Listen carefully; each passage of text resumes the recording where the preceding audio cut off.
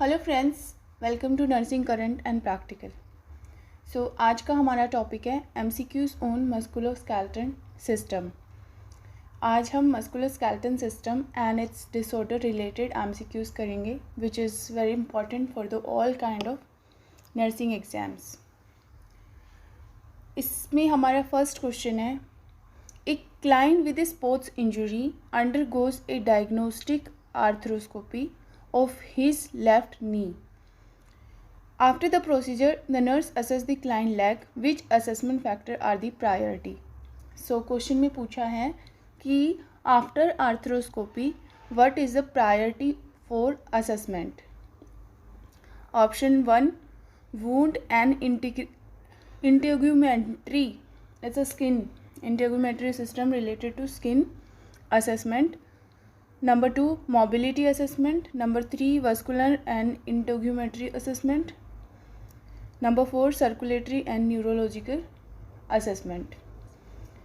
So इसमें जो right option है that is 4.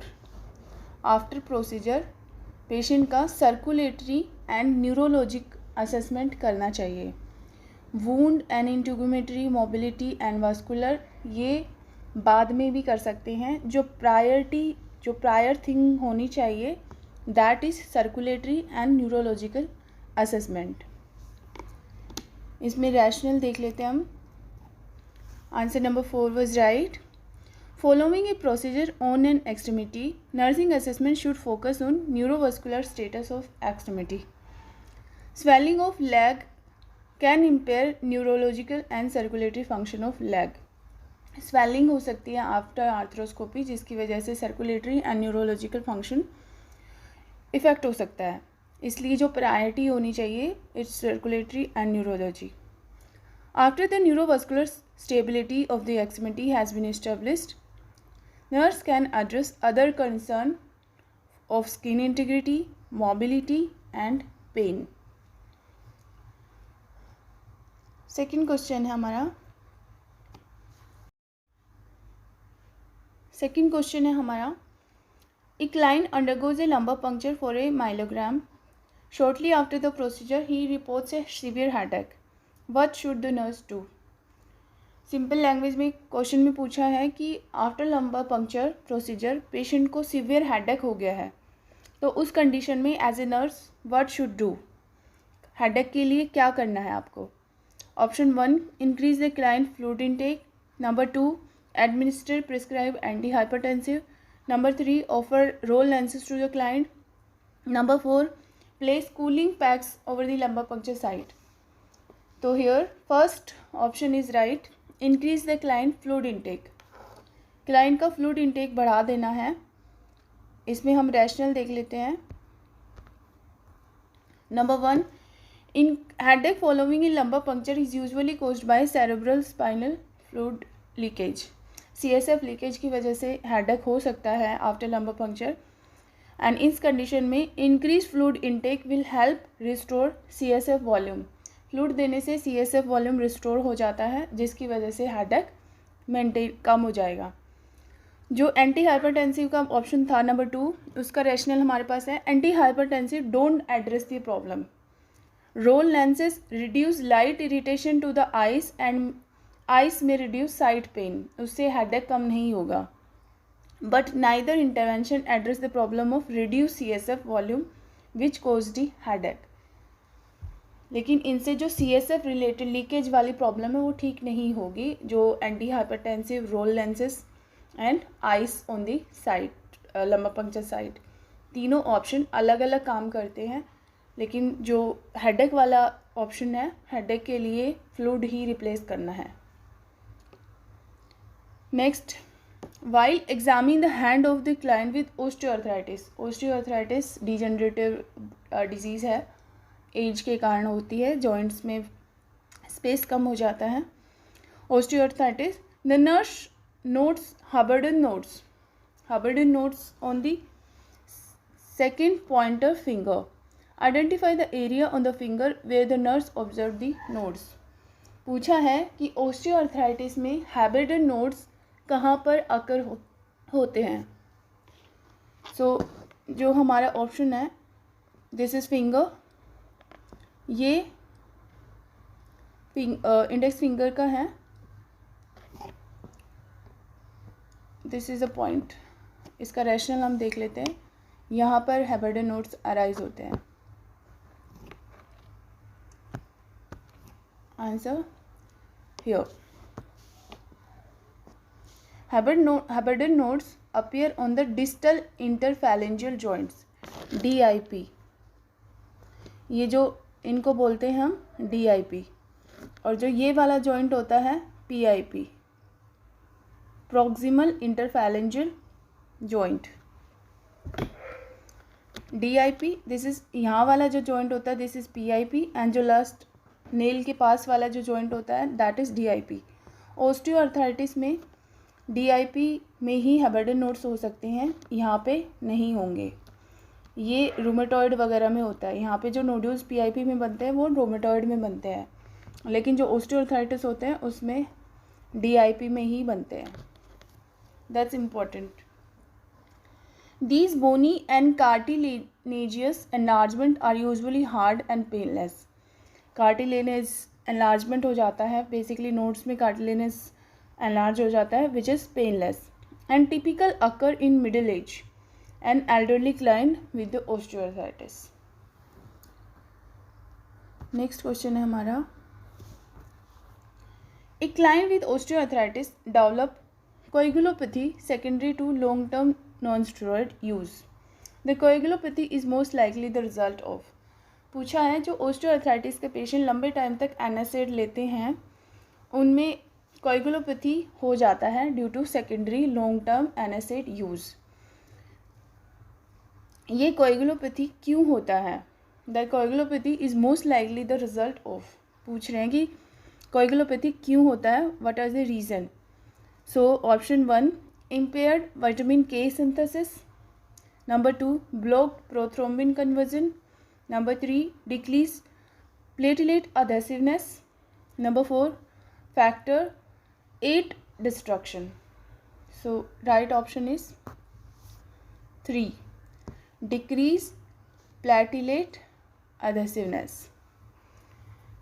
कोएगुलोपैथी decrease platelet adhesiveness की वजह से होती है। Option rational, NSAID reduce platelet adhesiveness and can impair coagulation. They don't impair vitamin K synthesis and prothrombin and factor 8. So NSAID platelet adhesiveness को कम करते हैं, empire करते हैं, जिसकी वजह से कोएगुलोपैथी होती है। उनकी वजह से विटामिन K, प्रोथ्रोम्बिन और फैक्टर 8 पे कोई इफेक्ट नहीं होता। Next question. The nurse is teaching a client with osteoarthritis about lifestyle changes. The nurse knows the client understand the teaching when she state that she will. पूछा है कि एक osteoarthritis के पेशेंट को लाइफस्टाइल चेंजेस काउंसलिंग करना है, सो आपको क्या क्या उसमें बताना चाहिए। 1, avoid exercise, number 2, restrict caffeine, number 3, abstain from alcohol, and जो नंबर 4 है this is wait.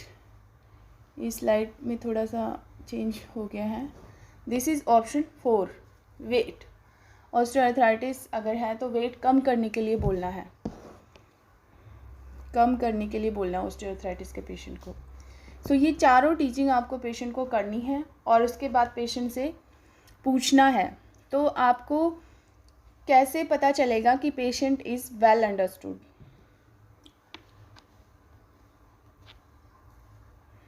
So answer 4, osteoarthritis degenerative joint is a disorder caused by wear and tear on the joint.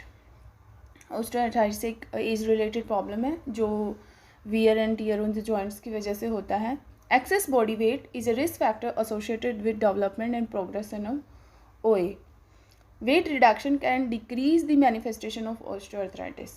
जिनको osteoarthritis होता है उनको wait कम करने के लिए बोलना है। certain aggressive aggravating exercise may need to be avoided. ऐसी एक्सरसाइज जो जॉइंट को, पेन को एग्रीवेट करते हैं वो अवॉइड करना चाहिए। But exercise can be beneficial, हल्का एक्सरसाइज करना चाहिए उनको. Caffeine is not associated with clinical manifestation of OA. Alcohol intake is not prohibited in case of osteoarthritis. So basically जो ऑस्टियोआर्थराइटिस के पेशेंट हैं उन्हें वेट कम करने के लिए फोकस करना है. And if patient is saying I should maintain the weight, so you will be a good teacher. Next, it's already done. Question number 7, it's looking long. A nurse is walking in local park and witness an elderly woman fall. The woman reports severe pain, difficulty moving her leg, unable to bear weight on the affected leg. The nurse noticed her left leg appears shorter than her right, and she suspects femoral fracture, the greatest risk to the client. Park में one nurse was walking and simultaneously one another elderly woman also walking. Elderly woman गिर जाती हैं, उनको severe pain होता है, leg नहीं उठा पाती हैं और simultaneously उनको बहुत ही ज़्यादा पेन भी हो रहा है. एंड उनका जो लेफ्ट लेग है it's appear shorter than right. So these are the all assessment of fracture. So as a nurse is assess that she is a case of femoral fracture. लेकिन femoral fracture के बाद what is the greatest risk to the client in the park? Fracture के बाद what is the greatest risk? Simple language में अगर पूछ रहे हैं तो अगर femoral fracture है तो सबसे ग्रेटेस्ट रिस्क क्या होता है पेशेंट को? 1 infection, 2 fat embolism, 3 neurogenic shock, number 4 hypovolemia. So right option is 4. Hypovolemia is very greatest risk after femoral fracture.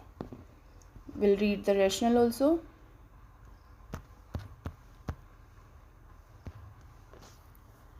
Greatest risk to the client with femoral fracture is hypovolemia from hemorrhage. Hemorrhage होगा उसकी वजह से hypovolemia हो जाता है, which may be convert and can be fatal if not detected. Infection and fat emboli are the potential complication which is occur afterwards, and they are less frequently seen in femoral fracture. Neurogenic shock is not directly associated with this femoral fracture. So जैसे ही femoral fracture होता है, patient should be monitored for hypovolemia because hypovolemia can occur secondary to hemorrhage. Next question. A client is undergoing rehabilitation following a fracture. Fracture के बाद एक patient rehabilitation के लिए जा रहा है. As a part of his regimen the client perform isometric exercise which action provide the best evidence that the client understand the proper technique. Isometric exercise के लिए पेशेंट को टीचिंग दी जाती है. सो इसमें पूछा है what is the best evidence that the client understand the proper technique. So option 1 exercise of bilateral extremity simultaneously, number 2 periodic monitoring of his heart rate, number 3 force resistance against stable object, number 4 swimming of limb through full range of motion. So here option 3 is right. Force resistance against stable fracture. अगर patient को proper technique सिखाना है तो उसको बताना पड़ेगा कि force resistance against the table of object you should learn. Rational isometric exercise involve applying pressure against a stable object. These are the pattern of isometric exercise, such as pressing the hand together or pushing the arm against a wall. And exercise extremity simultaneously is not a characteristic of isometric. Simple अगर extremities को exercise कर रहे हैं तो these are not isometric. Isometric का जो एक basic point होता है कि वो हमेशा applying a force against A stable object, मतलब कोई भी स्टेबल ऑब्जेक्ट है उसके अगेंस्ट फोर्स अप्लाई करके ही की जाती है. Heart rate monitoring associate with aerobic exercise. अगर एरोबिक एक्सरसाइज कर रहे हैं तो patient should be heart monitoring. Link swimming is not isometric. Next, a trauma client report tingling and severe pain in his cast right leg. When the nurse inspect the exposed toe, she notes cyanosis. What should the nurse do? एक cast वाले patient right leg pain का complain कर रहा है, severe pain, and on inspection he has cyanosis also. So at this situation what a nurse do? Number 1, apply a heating pad. Number 2, elevate the extremity. Number 3, notify the physician immediately. And number 4, ask the client to wiggle his toes. So option 3 is right. किस physician को ही जल्दी से notify करना है according this situation. Why? What's a rational? Nurse should notify the physician immediately because severe pain, tingling and cyanosis are the sign that client circulation is impaired by cast, causing tissue ischemia. The cast should be removed immediately to relieve the pressure and prevent tissue damage. So this is a option rational कि cyanosis, tingling and severe pain are the sign of tissue ischemia. So immediately physician को report करना है. बाकी option के जो rationale हैं, applying a heating pad, elevating the extremity and asking the client to wiggle his toes would delay treatment, further compromising client's condition. So जो first action है, notify the physician immediately and remove the cast. Thank you. आज की video में सिर्फ इतना ही. In next video will do some other important system and MCQs. Till that time watch the video, like, subscribe and see the all the video. जो मैंने बहुत सारी वीडियो डाली हुई हैं, सो आप उनको भी देख लीजिए और चैनल को सब्सक्राइब कर लीजिए. Thank you.